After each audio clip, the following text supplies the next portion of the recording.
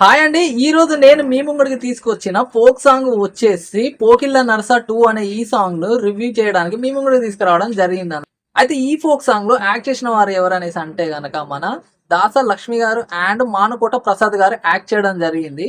అసలు నేను అనుకుంటూ ఉన్నాను ప్రతి రోజు రివ్యూస్ చేస్తూ ఉంటా కదా.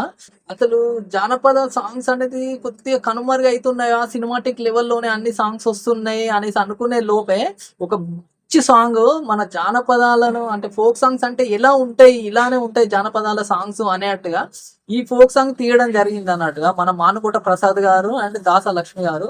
చాలా బాగుందండి. ఇది రియలిస్టిక్ గా ఉంటుంది అన్నట్టుగా మన నిజ జీవితంలో మన చుట్టుపక్కల సరౌండింగ్స్ లలో మన ఒక అలవాట్లు ఎలా ఉంటాయి మనం చూస్తూ ఉంటాం అందరినీ, అదే విధంగా ఉండడం జరుగుతుంది అన్నట్టుగా. సో అదే ఈ సాంగ్ యొక్క స్టోరీ ఏంటిదంటే కనుక మన ఇప్పుడు వైఫ్ అండ్ హస్బెండ్స్ ఉంటారు. హస్బెండ్ వచ్చేసి కొద్దిగా డ్రింక్ చేస్తూ ఉంటాడు అన్నట్టుగా.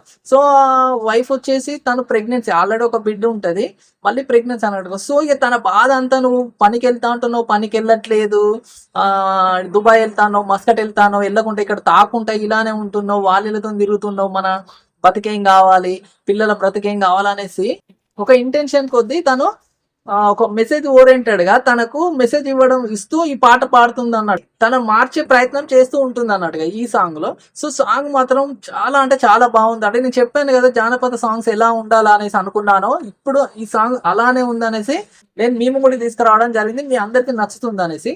మన మానుకోట ప్రసాద్ గారు అండ్ దాస లక్ష్మి గారు లిరిక్స్ అండ్ డైరెక్షన్ సూపర్ గా చేశారండి. ఒక చెప్పాను కదా మన నిజ జీవితంలో మన చుట్టుపక్కల వారి లైఫ్స్ మన లైఫ్స్ ఎలా ఉంటాయో చూపించారు అన్నట్టుగా. అలాగే వచ్చేసి ఈ సాంగ్ కు మ్యూజిక్ అందించిన వారు ఎవరు అనేసి అంటే జిఎల్ నమ్దేవ్ గారు ఈ సాంగ్ కు మ్యూజిక్ అందించడం జరిగింది. అన్నగారు చెప్పిన అంటే ఈ సాంగ్ జానపద సాంగ్ ఎలా ఉండాలో అదే విధంగా ఆ సాంగ్ కు మ్యూజిక్ ఇవ్వడం జరిగింది అన్నట్టుగా.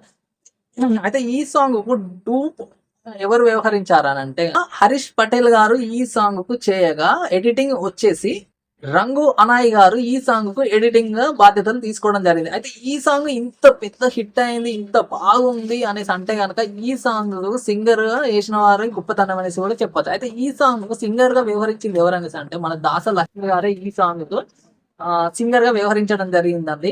ఈ సాంగ్ చాలా అంటే చాలా బాగుందండి, మీ అందరికి నచ్చుతుంది, హ్యాపీ అనిపించింది అన్నట్టు ఈ సాంగ్ వినడంతోనే. మీ అందరికి కూడా నచ్చుతుంది అనేసి నేను మేము కూడా తీసుకురావడం జరిగింది. మీరు అందరు తప్పకుండా చూడండి, 100% మీకు నచ్చుతుంది.